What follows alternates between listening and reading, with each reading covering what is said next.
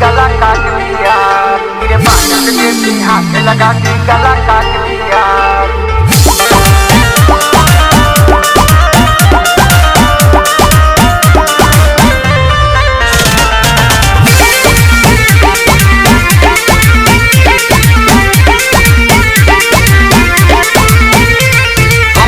यही किसान के धरती से बाहा मरना था, खेती बाड़ी लागे प्यारी और नहीं कुछ भाता।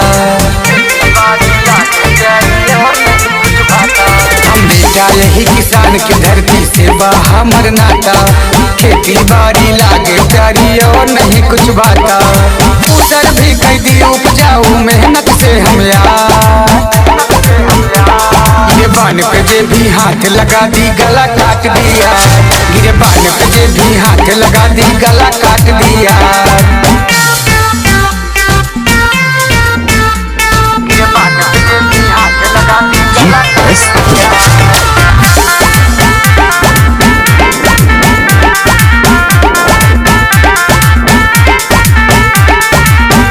बात पे कदर करी था, प्यार करी था माई से, ईसन भी कहा दूर रही हम झगड़ा और लड़ाई से। बाप पे कदर करी था, प्यार करी था माई से, ईसन भी कहा दूर रही हम झगड़ा और लड़ाई से। अरे जरूरत जहिया बोली कह दी बौछा। गिरबान पे जे भी हाथ लगा दी गला काट दिया।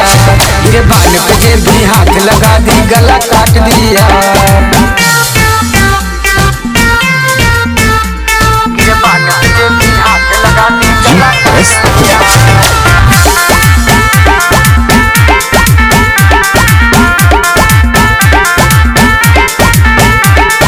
बड़ी बड़ी ना बात करी हम कई के काम दिखाई था, बड़े बड़े गुंडा बदमाश के अंगुरी पे नचाई था।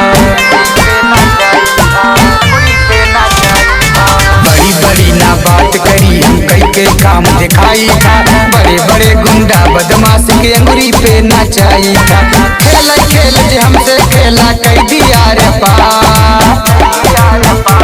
गिरबान पे जे भी हाथ लगा दी गला काट दिया। गिरबान पे जे भी हाथ लगा दी गला काट दिया।